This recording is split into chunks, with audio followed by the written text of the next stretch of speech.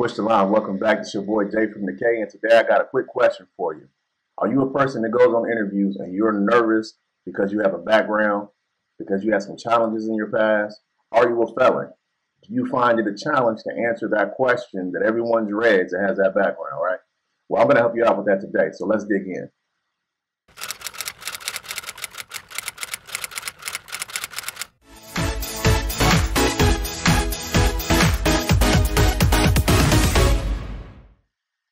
So now, there's another situation we have, which is a felony. A lot of people have backgrounds, right?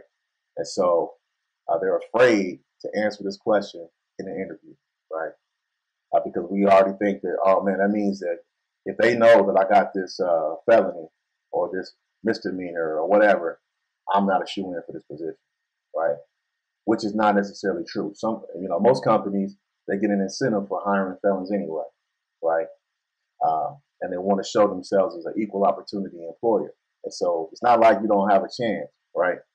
But if you have a good, tight resume that shows your skills, your abilities, your qualifications, and your good, consistent work history, you already have an advantage. But when you're asked this question, most people get tense, they get nervous, they feel defeated, and they get desperate, and some of them just give up.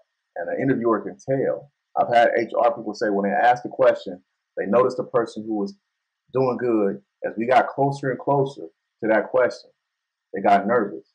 As soon as they asked the question, that person went from being confident to just like, man, it changes, right? Okay, so how do you answer the question? So we have a balance beam, right? So the idea is we want to outweigh the bad with the good. So we'll answer the question honestly. And we'll say like, well, it was in 2007. I was charged and convicted with da da da da, right? We're not going to go into gory details. We're not going to do that because if you do that, what you're going to do now is you're going to give them a conception about yourself that you may not ever be able to take away from them, right? So we're not going to tell them the details. We might say in 2007, I was charged and convicted with breaking and entering. But I'm not going to say, I broke in the house and I ran upstairs and I grabbed the husband out the bed and I pistol whipped him while I made the wife open the safe.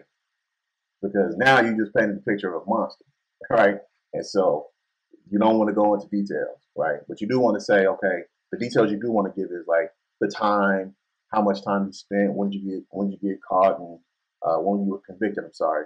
But then you want to talk about what I call adding flesh to it, right?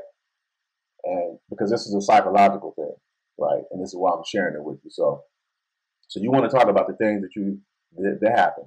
I went to jail, I served my time, I got out, did parole, or I had probation for a year. I walked that down. So you want to talk about why, since you were in there. So it's the since then, okay? So once you went to jail, what happened? Talk about the experience. I was young. I was misguided. I made some bad choices. I was going through some personal things in my life. It was, my dad had died, and I just never really recovered from that. I turned to alcohol, and from there, it just kind of went downhill. And I found myself hanging with the wrong crowd. And this night happened, and we stole a car and went joyriding and got caught and went to jail. But when I was in jail, I confronted myself. I was alone. First, I blamed everybody else for my choices, and it was everyone else's fault but my own. And then it hit me that it's me. It's me. I got to work on me, right? And so what I started doing since then, I started going to school. I finished high school. I got my GED. I even took some college courses in there.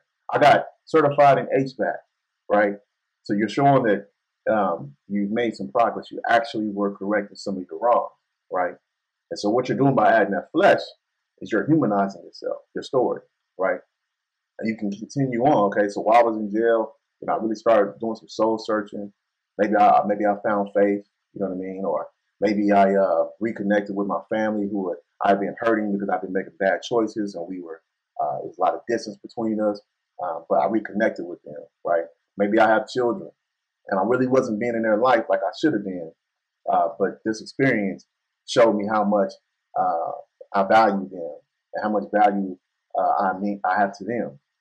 And so we reconnected, Maybe I'm staying with my parents right now until I get on my feet. And so I'm looking for work so I can get on my feet, right?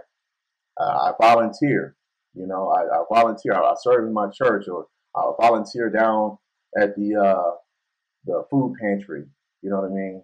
I help the homeless, or whatever it is that you do. I coach soccer or football. I go hang out at the Boys and Girls Club. I'm a mentor. Because what you're doing now is you are making this person not see you, the criminal, but see you, the person. And it's easier for them to deny the criminal the job, but it's harder to deny the child, the father, the mother, the community involved person. You know what I mean? Because if I don't give this person a job, then, well, maybe he'll never be able to provide, he or she will be able to provide for their families, or maybe they'll go back to that life of crime, or just maybe if they're not where they need to be at, those homeless people that they were trying to help, they won't be able to help. You know what I mean? So psychologically, it's harder for a person to deny, because they're not really denying you at that point. They're denying your children, they're denying your family, the people who love you, the community that you serve. So you're adding flesh to it, okay? So what happens if you answer this question this way, and you talk about the since then things, and then that person wants to go back and says, they're going with the interview and you talk and they say, well, I understand all that, but I just can't get over this conviction in 2007. Can you just give me a little bit more information about that? We'll go back through it again. Okay, we'll do the same spiel that, yes, in 2007, I was charged and convicted with whatever, right? When I went to jail, this happened. And since then, boom, boom, boom, boom, boom. So we'll do that a couple of times, right? But we're gonna enforce a 3-strike rule, right? So by the third time, if they go back to that, we're going to just shake hands and say thank you for your time, because you don't want to work for a place like that.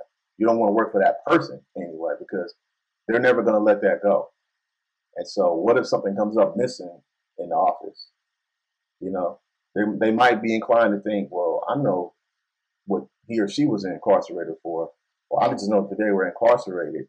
So they probably are the ones who did it, right? So you don't need that kind of pressure, right? And so plus they don't see the value in you. You're not there. They're not valuing you as a person, right? You're coming with skills and abilities, talents. You have a lot of values and assets you're bringing to the company. You know what I mean? For them to utilize.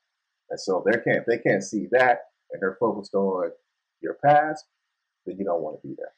All right, there you have it. That's how you answer the felony question. So now, that dreaded felony question is out the way. But just know this also. The way we answer that question, that can also be used to answer any kind of challenges that we might have in our backgrounds or just in our life in general. It doesn't necessarily have to be criminal, okay? All right, so now, before you go, make sure that you like, subscribe, turn on that notification bell, and follow us on social media. We're on Facebook, Instagram, and we'll see you around there, okay? All right, until then, be blessed.